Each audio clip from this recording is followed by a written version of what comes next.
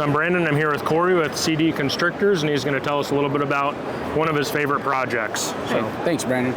Hey, yeah, one of my favorite projects this year I've been working with, and for several years, is shrapnel. And I got that from one of my friends back in about 2016, 2017, Chad Hulker, who found it in about 2010. He bought an animal out of a guy's collection. Nice. And kind of made some granity type stuff that was really interesting, so he kind of isolated that and named it shrapnel. So I got some animals in 2015, 2016 time frame. Nice. Started working with that, and you know, back then so many things were popular, lesser and pastel in it, and so I've been working for several years trying to get the lesser and the pastel out, and it's taken a long time to just get the animals, you know, that I wanted to work with. So now I feel that I'm finally at that point and got some really cool stuff to work with, you know. Has there been a super or anything made? Or? There is a regular super. I haven't done it in clown yet, you know, which I'm trying to do. I have a shot next year. But yeah, there are some super shrapnels out there. They're really neat. It's just like a more granite explosion type of thing over just the single, you know, shrapnel. Cool. So Chad has made a super, I believe. And I know Shelby from Rashawn's Morphs has some super shrapnels.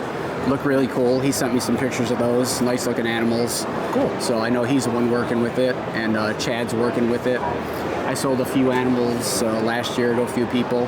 Awesome. You know, so yeah, there's a little bit of talk about it, a little bit of traction, and it's something that I like. I've been working with for, like I say, since 15, 16. Awesome. You know, so finally starting to see the results, you know, from getting the lesser and the pastel out of it, and putting other genes like spot nose, mahogany, stuff like that in there that I think are working well with it. Cool.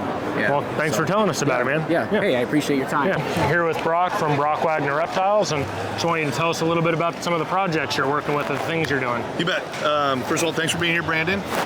Super excited at Daytona.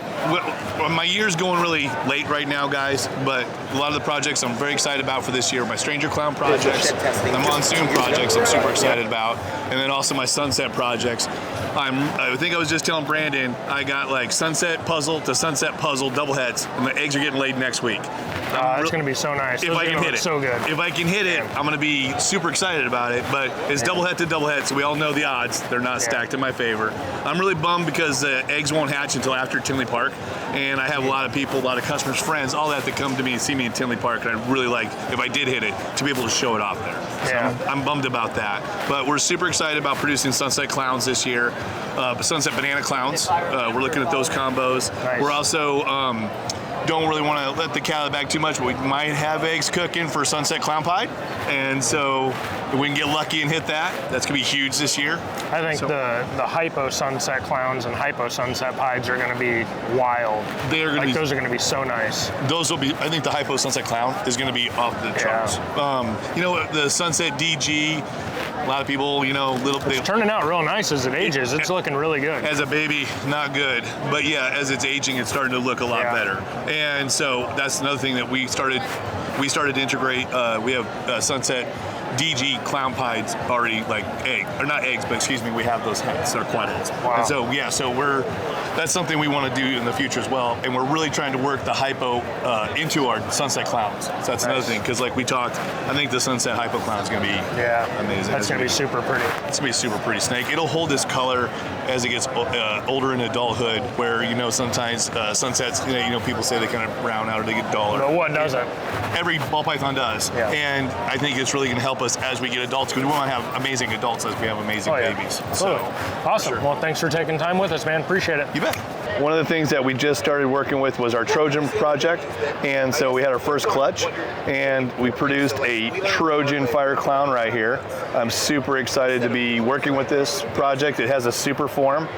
These are my first babies. These are the first ones with it. I got a nice Trojan fire leopard het clown, you know, right here. And so I'm excited to have this, like, you know, changing, diversifying new bloodlines, things like something new I'm working with. So another thing, Brandon, I've been, I think, working with the Stranger Clown project at least 3 years, maybe 4. And it's something that I love developing, love seeing how they look, new combos. I'm really working like fire. I'm also trying to get into sunset, get a sunset stranger clown. This is just a regular stranger clown. I really like how they look. Just sometimes a simple stranger clown is better than I think some of the combos. This here is a butter. This is a butter stranger clown male. Isn't that cool? You know, I used to not be a big fan of the stranger stuff, but it's definitely grown on me. And that butter combo looks so good because it really messes with the light and dark kind of aspects of everything. And look at the pixelation. Look what it does to the dorsal on that. You can really see it in the combo. You can see it. It looks nice. I like the sugar influence. I want to get hypo into this. I want to get definitely hypo. Even I think like an ultra melt. Imagine what an ultra melt sugar sunset. You think that could be a cool combo? Yeah, with all the white flaking and stuff coming up on the side. And Orange Dream and Sugar and Calico work really well too. They do, and what I'm thinking about with the ultra melt, what if it made this purple, or that a deeper purple on the back dorsal? That's something I was kind of thinking about. So that's something I want to do with my sugar. Next one, we'll see the one that loves us so much. This is a Sunset Inchy Yellow Belly. I don't know if your camera is picking up the color, how bright he is. Is it picking up how bright he is? Yep, showing him pretty good. Excellent. So you can see the yellows, the color, the red. Inchy and Sunset works really well. It does. Inchy and Sunset is a great combo. Yellow Belly is a great enhancer gene. Vanilla is a great enhancer gene. They work well with our Sunsets. We've been working the Spot Nose gene into our Sunset because Spot Nose is also another great enhancer with the It adds a lot of contrast, I think, into the Sunset. It does, and this a little bit of pattern, changes and everything else busies it up a lot. It does. This is a banana Spot Nose Sunset. I don't know if your camera's picking up that wonderful purple on the back of the animal. I want to show her head. Look at her head. This is a new addition to me. Winston and I have partnered up. We have two of these now. These are Pastel DG and Xanthics. We both have a male to start working within our projects. Just picked this guy up today. Super excited to work with him. Obviously, I'm going to get him into my clown projects. Even going to take him probably into my Sunset project as well. And Monsoon, another thing I want to do with it.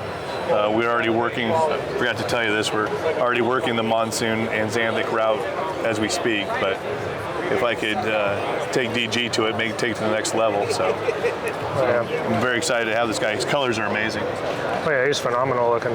Very good looking. It's kind of something I personally would have thought of, many years ago. Could have made something like this. I wish I would have thought of it, so. The white on and the colors are just so intense in the white. All right, so now I'm here with Bob from Bob's Balls, and I'm just gonna have him talk about a little bit of his projects and different things that he's working on. So, go ahead. So right now we're focusing most of our projects around the Desert Ghost. Right now, Desert Ghost Xanthic, I feel, has the highest potential out of all the projects. It doesn't distort the pattern, so you can layer that on top of other projects like your clowns, your pieds, your hypos, without basically, in my own view, it's ruining the already existing genes. Yeah. So you can just change the color, clean it up, and make it black and white. That's what we really like. The Xanthic DG clown's been amazing, but I would like to see that expanded a little bit more. A Xanthic DG tri-stripe or a Xanthic DG puzzles. So we're really pushing to make hats for those, and we brought a few cool animals to show you guys too. Nice. Yeah, I think that contrast that the DG and the Xanthic bring, like the crispest blacks and the whitest whites. Right. And that's going to look so good when we're changing those pattern elements a lot. Right. And then we're trying to produce animals that retain its colors. Most of the time with ball pythons especially, you're producing a really cool baby, and then at 500 grams, 600 grams, you can't even recognize it from what it was hatched. So with the Xanthic DGs, what we've hatched, with a few we've hatched, they look generally about the same at 500 grams, 600 grams. So we're trying to reproduce that into the other genes with the hypos and the tri-stripes and clowns. All the pattern elements. Right, all the pattern genes, right. Awesome, cool. Well, thanks for taking your time with us, man. Yeah, Appreciate it. it. Yep. Cool. So I'm here with Josh from Ball Python Shed, and he's going to tell us a little bit about some of the stuff that he's working with. So, how you doing? There you go. Yeah. Thank you guys for coming. Yeah. So we're here this year, Daytona, summer 23.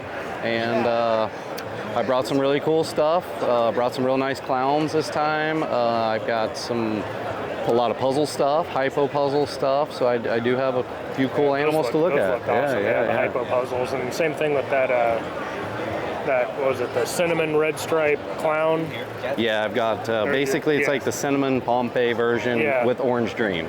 Yeah, it's super clean and super crisp. Yeah, it's very unique expression for sure. Yeah. So what are some of the bigger projects or things that you're like really focusing on and really pushing for within the next like season or two? You know, probably the biggest thing I am pushing for is the puzzle project, just because I've really focused on that the last few years. I've held almost all my hets back, my double hets, my triple hets, and that's really kind of what I'm trying to be, big part of the puzzle gene. Awesome. Yeah. And I think the puzzle is not as utilized as well as it could be. Yeah. And I think with how many clowns and stuff are out there right now, there's huge opportunities for something like puzzle, especially when you have such good quality, patterned examples that you have. That'll really push for, changing some things. Yeah. And making a little bit more of a solid project for people to get into. Yeah, and I think it's going to work almost into every project. Oh yeah, I think there's some people that are kind of scared to put it to the clown because they've only seen a couple examples of what's out there, but I think it's all going to be great. Just got to go with it. Oh yeah, for sure. Yeah. I for one love the puzzle pattern, so I'm trying to keep the puzzle pattern as best as I can. Yeah. And just change the color. Yes. So many color options, like the Ultramels, the Monarchs, the Xanthic. I mean, all that stuff. It's just so nice. Yeah, for sure. Cool. And even just the basic hypo puzzle. I know we we give so pastel nice. a hard time every now and then, but the pastel puzzle is a beautiful animal. It's actually better than the non-pastel. So pastel and puzzle, I think, is like.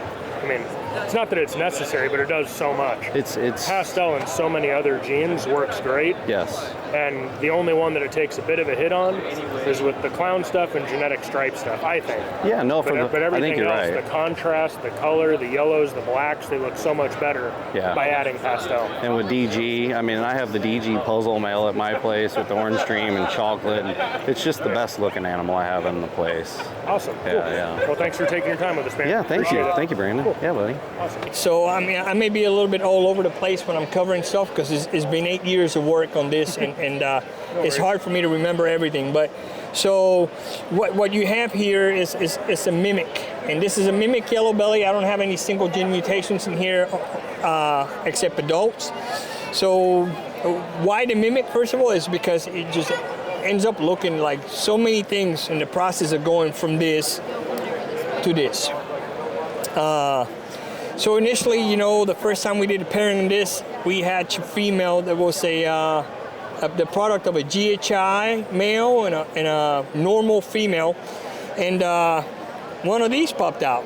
That pairing was done several other times, and never again was anything like this reproduced.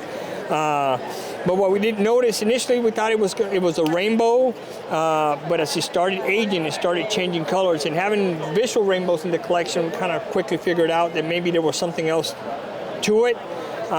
We bred that female to a super disco Enchi rainbow male years later. It took about 4 years to get it up to size, and the first time she produced 4 eggs from that rainbow male, and everything came out looking like a rainbow. Just like this. And they all eventually turn out to look like that. Reach out to several people, Herman Van Helem, Ted Thompson, and everybody claimed that their rainbows look nothing like our rainbows. We repeated the pairing of the 2 visuals of what we thought was a rainbow to the Super Disco Enchi rainbow male the following year, and didn't hit any. Well, actually hit 1 rainbow out of that clutch. Everything else just happened to be a Disco Enchi, which kind of threw us out for a loop because it was supposed to be a visual-to-visual pairing. We tried the pairing again the following year. The female didn't go. The year after that, I was too busy working that I didn't pair them. So eventually what I decided was to try to breed the original female, and I bred a clown yellow belly to the original female in hopes of isolating the gene a little bit.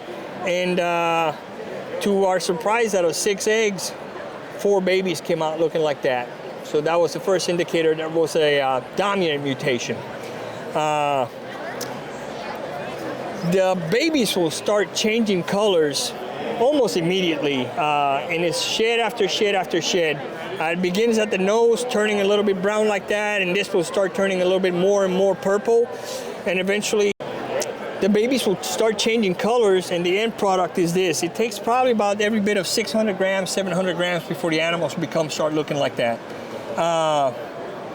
So what do we know right now about the mimic? Well, we know it's a dominant mutation. We know it looks a lot like a bunch of different genetics, and hence the mimic, because it looks like so many things until it gets to the final product right here, which is, like I said, about 600 to 700 grams. What we have produced so far, I have probably about 6 generations of animals right now. And we have produced disco inchies, disco yellow bellies. We have a clown version of it, which not letting out of the bag yet. Hey, I'm Adam at Proper Royals. Thanks for checking out the booth here in Daytona 2023. I'm based in Jacksonville, Florida, but soon to be in Northfield, Minnesota. So I'll see all my Midwestern people soon.